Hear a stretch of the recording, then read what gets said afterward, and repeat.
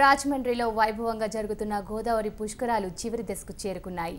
ముగింపుకు మరో 2 రోజులు మాత్రమే ఉండడంతో భక్తులు భారీగా తరలివస్తున్నారు. తెల్లవారుజాము నుంచే పుష్కర ఘాట్లకు భక్తుల తాకిడి పెరిగింది.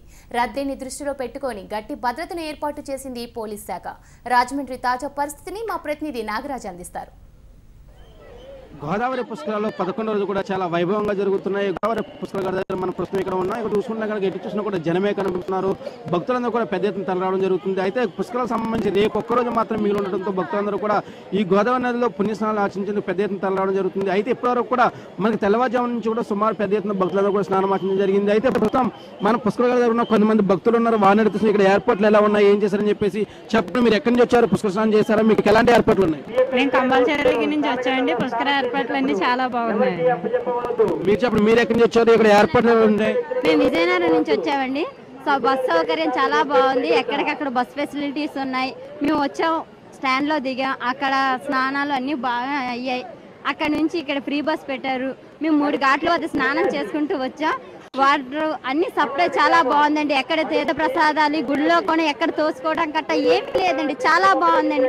ప్రతి ఒక్కరు తోపులాట ఉన్న అంత అపోహ అండి, ఏమీ లేదు. చాలా చక్కగా జరిగిందండి. సూపర్ గా ఉన్నాయండి. పిల్లలతో వచ్చామండి, చిన్న పిల్లలు తీసుకొచ్చామండి. చిన్న పిల్లలు కూడా బాగా స్నానం చేసుకున్నాం. మేము ఉదయం 7 గంటల నుంచి పుష్కర ఘాట్లకే తిరుగుతున్నామండి. చాలా బాగా అయ్యిందండి దర్శనం, పుష్కర స్నానం.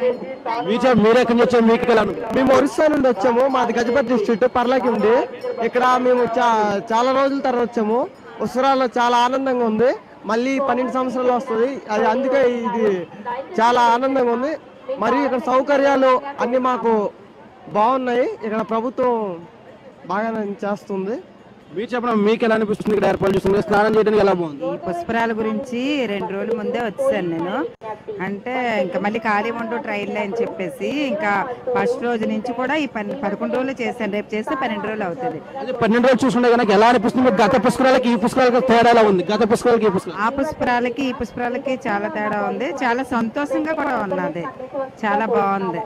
మొత్తం భక్తులందరూ చూసుకుంటే కనుక రేపు ఒక్కరోజు మాత్రం మిగిలి ఉండడంతో కూడా భక్తులు పెద్ద ఎత్తున తరలిరావడం జరుగుతుంది. భక్తులందరూ కూడా చాలా ఆనందం వ్యక్తం చేస్తున్నారు. ఈ పుష్కరాల సంబంధించిన ఏర్పాట్లన్నీ కూడా చాలా బాగున్నాయని చెప్పేసి ప్రభుత్వం ఏర్పాటు చేసిన ఈ యొక్క కార్యక్రమం కూడా చాలా అభినందనమని చెప్పేసి కూడా భక్తులందరూ చెప్తున్నారు.